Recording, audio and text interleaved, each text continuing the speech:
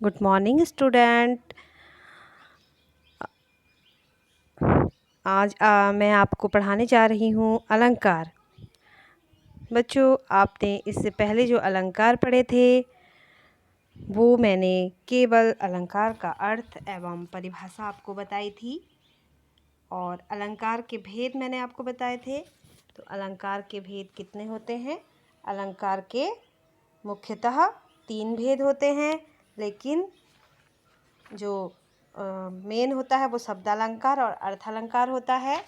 तीसरा जो होता है उभयालंकार, वह उसमें जो होता है शब्द तथा अर्थ दोनों पर समान रूप से आश्रित वो होता है, और जहाँ शब्द और अर्थालंकार और शब्दालंकार दोनों होते हैं वहाँ पर उसको हम उभयालंकार कहते हैं। तो बच्चों, वीडियो देखने से पहले मेरे चैनल को लाइक करें, शेयर करें और सब्सक्राइब करना ना भूलें, ताकि मेरी आने वाली वीडियो आप तक ज़रूर पहुँचे। और बच्चों, आप मुझे कमेंट ज़रूर करें ताकि मुझे पता चल सके कि आपको क्या रिक्वायरमेंट है और आपको आगे कैसी कैसी वीडियो चाहिए। तो शुरू करते हैं आज हम अलंकार। तो बच्चों देखो, हमने पहले पढ़ा था अलंकार के भेद, और अलंकार के 2 भेद थे। मेन जो मैंने आपको बताया था कि हम अलंकार के 2 भेद पढ़ेंगे, और उसमें हम पहले देख आते हैं शब्द अलंकार का। अगर आपको अलंकार का अर्थ और उसके भेद के बारे में जानना है तो आप मेरी पहली वीडियो देखें। इस वीडियो में मैं आपको उसके भेद को डिफाइन करके बताऊंगी।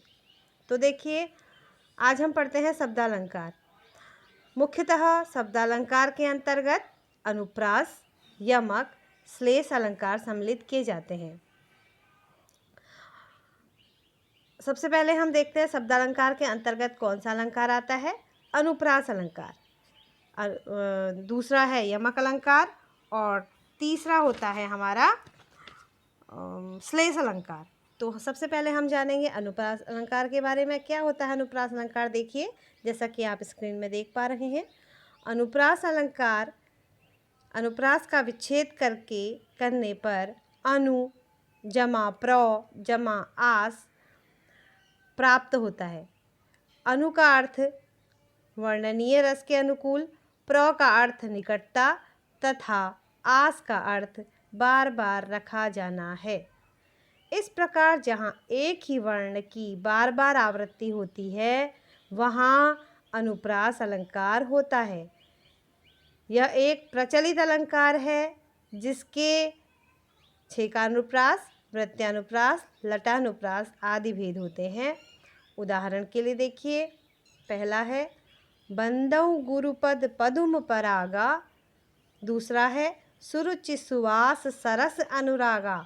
अब आप यहाँ देख सकते हैं बंदौ गुरुपद पदुम परागा। तो प्रथम उदाहरण में क्या है? पौ वर्ण की बार बार आवृत्ति है अनुप्रास अलंकार। दूसरे में देखिए, सौ सुरुचि सुवास सरस अनुरागा में सौ वर्ण की बार बार आवृत्ति हो रही है। तो आप देखिए, इसको इस तरह भी आप समझ सकते हैं कि अनुप्रास अलंकार क्या है? जहाँ पर एक वर्ण की बार बार आवृत्ति होती है। वर्ण क्या होता है? अ, आ, क, ख। ठीक है, वर्णमाला जो आप जानते हैं, अ, आ और क, ख। तो एक ही वर्ण की जहाँ बार बार आवृत्ति होती है वहाँ क्या होता है? अनुप्रास अलंकार होता है। अब एक मैं आपको बहुत ही सरल उदाहरण आपको बताती हूँ जो हम बचपन में लिखा करते थे। चारु चंद की चंचल किरणें खेल रही हैं जलथल में। तो वह भी क्या है? देखिए, चौ वर्ण की बार बार आवृत्ति है। एक जगह देखिए, चंदू की चाची ने चंदू के चाचा को चांदनी रात में चांदी की चम्मच से चटनी चटाई। तो वहाँ भी क्या है? चौ वर्ण की आवृत्ति है। ये हमको क्या होता है, बहुत याद रहने वाला जो हम उक्ति होती है वो मैंने आपको बताई। और एक और है, खड़क सिंह के खड़कने से खड़कती है खिड़कियाँ। तो वहाँ कौन से वर्ण की आवृत्ति आ रही है? वहाँ पर ख वर्ण, ख जो वर्ण है वो बार बार आ रहा है। तो जहाँ पर एक ही वर्ण बार बार आता है वहाँ क्या होता है? अनुप्रास अलंकार होता है। अनुप्रास अलंकार के अन्य उदाहरण देखिए, निरपक होई के हरि भजे सोई संत सुजान। सोई संत सुजान, जो सोई संत सुजान में देखिए आप यहाँ पर 100 वर्ण की बार बार आवृत्ति हो रही है। तो ये कहाँ से लिया गया है? ये साख्या एवं सबद जो हमारा कबीरदास का कक्षा 9th में जो हमारा पाठ है कबीरदास, उससे ये लिया गया है। अब देखिए वाक से भी एक लिया है हमने। सुसुम सेतु पर खड़ी थी, बीत गया दिन आह। सुसुम सेतु 100 वर्ण की आवृत्ति। अब देखिए सवैये से रसखान के, जो खग हो तो बसेरो करो मिली, कालंदी कूल कदम की डारन। अब यहाँ क वर्ण की बार बार आवृत्ति हो रही है। दूसरा, उम्मीद है बच्चों आप अनुप्रास अलंकार को बेहतर समझ गए होंगे। अब देखते हैं बच्चों दूसरा यमक अलंकार। अब हम यहाँ देखते हैं यमक अलंकार के बारे में हम जानेंगे। यमक अलंकार क्या है? यमक एक शब्द अलंकार है। यमक का अर्थ होता है युग्म। युग्म यानी कि जोड़ा, अर्थात जिसमें भिन्न अर्थ के साथ किसी वर्ण अथवा शब्द की आवृत्ति होती है, अर्थात जहाँ एक ही शब्द की एक से अधिक बार आवृत्ति होती है और हर बार उसका अर्थ अलग अलग होता है, वहाँ यमक अलंकार होता है। अनुप्रास अलंकार में क्या था? वर्ण की आवृत्ति थी। अब यहाँ क्या है यमक अलंकार में?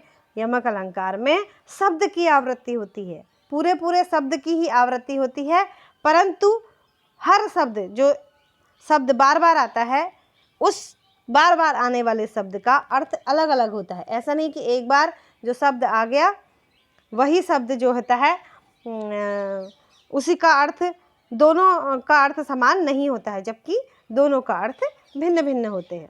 तो देखते हैं, देखिए आगे, यमक अलंकार में वर्ण तथा शब्द की आवृत्ति 3 प्रकार से हो सकती है।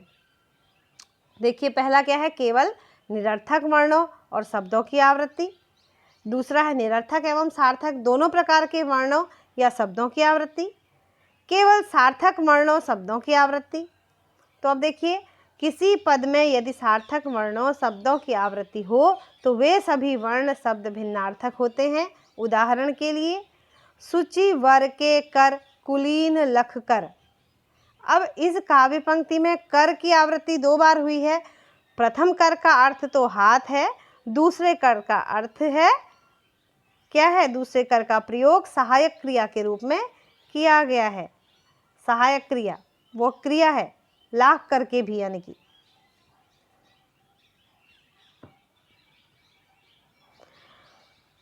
अब देखिए इस के अलावा हम एक बहुत ही जो प्रचलित उक्ति है उसको हम लेते हैं।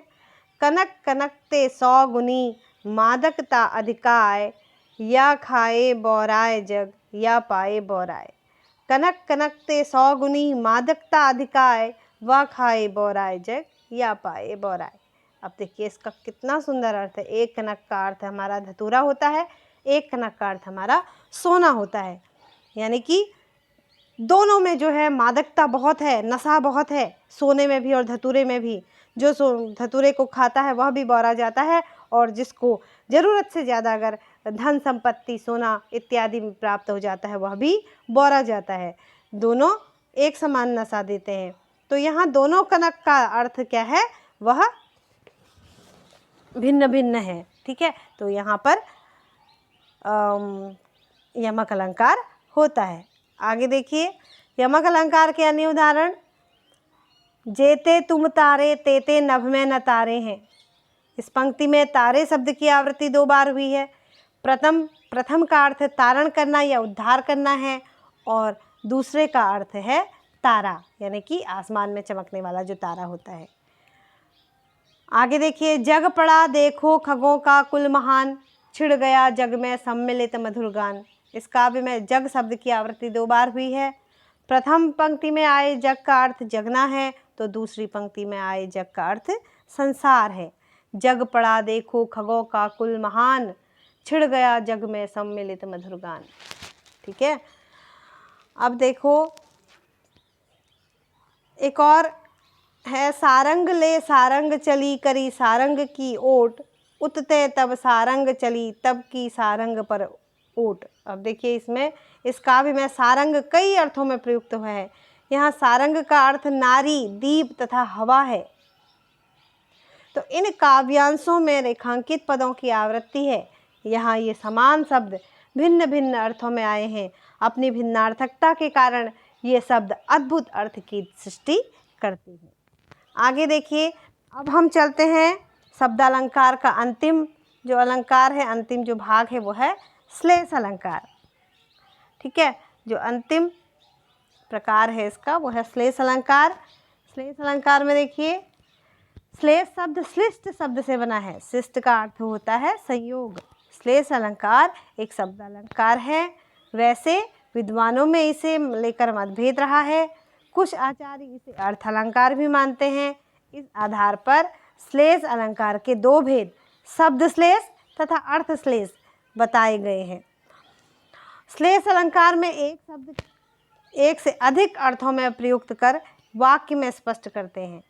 अर्थात जब किसी शब्द का प्रयोग एक ही बार किया जाता है पर उसके एक से अधिक अर्थ निकलते हैं, वह श्लेष अलंकार होता है। अब देखिए, अनुप्रास अलंकार में वर्ण की आवृत्ति थी, केवल और केवल वर्ण की आवृत्ति थी, और ऐसे ही यमक अलंकार में शब्द की आवृत्ति थी।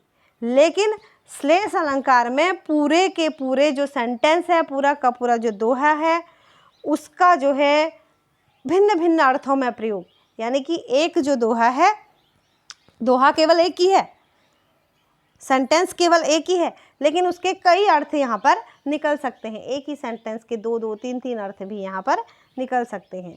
ठीक है, तो देखते हैं हम इसके बारे में आगे। देखिए, श्लेष अलंकार में यह आवश्यक नहीं कि वर्ण की आवृत्ति एक से अधिक बार हो। अब देखिए, रहीमन पानी राखिए बिन पानी सब सून, पानी गए न उबरे मोती मानस चून। इस काव्यांश में पानी कई अर्थों में स्पष्ट करता है। पानी का अर्थ यहाँ मोती, मनुष्य तथा चून से संबद्ध है, और मोती के अर्थ में पानी चमक के लिए मनुष्य के संदर्भ में आत्मसम्मान तथा चून यानी कि आटा के अर्थ में गीलापन से के लिए आया है। अतः पानी यहाँ श्लेष अलंकार के रूप में मौजूद है।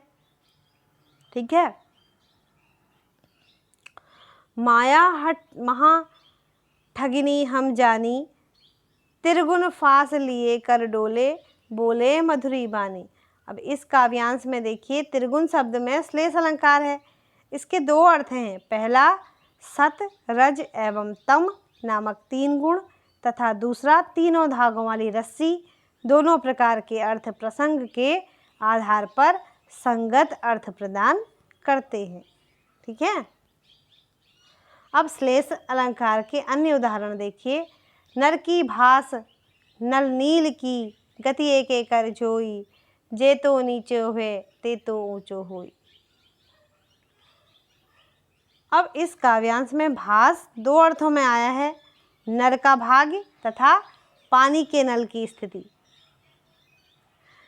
अब जो रहीम गति, अब देखिए अगला, जो रहीम गति दीप की, कुल कपूत की सोए, बारे उजियारे करे बड़े अंधेरो होए। इस काव्यांश में दीप शब्द के दो अर्थ मिलते हैं, दीपक तथा संतान, यानी कि दीपक के जलने तथा संतान के बढ़ने की समानता को दिखाया गया है। कहावत है ना, जैसे जैसे दीपक जो होता है अपने अंतिम रूप में आता है, जब दीपक दिए की लौ जो है वो समाप्त होती है, तो वह क्या होता है, जैसे ही वह बढ़ने लगता है, जैसे ही बहुत उजाला करता है दिया, तो समझ लो कि दिए में तेल खत्म हो गया। यानी कि जब तेल खत्म होने लगता है तो दिया एकदम से अपनी लौ बढ़ा देता है। ऐसे ही कुल कपूत कैसे होता है,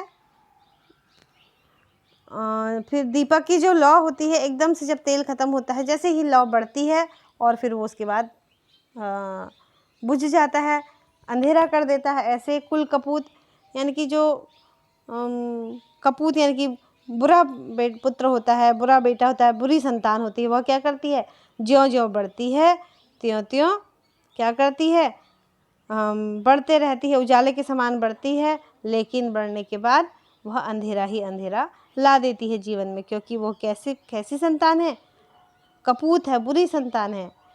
ठीक है। इस काव्यांश में दीपक के दो अर्थ यहाँ पर हमने देखे, एक तो दीपक के जलने से है और दूसरा संतान के बढ़ने से। तीसरा देखिए, करुण क्यों रोती है, उत्तर में और अधिक तू रोई, मेरी विभूति है जो उसकी भवभूति, क्यों कहे कोई।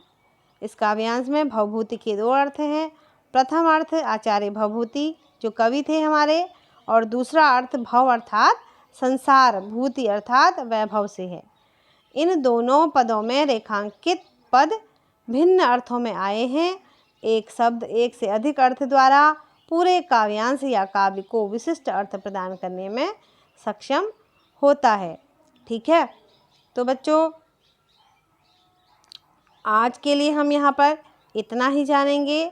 आगे का वीडियो जो है हम वहाँ आगे का जो हमारा अर्थालंकार है वो हम अगली वीडियो में जानेंगे।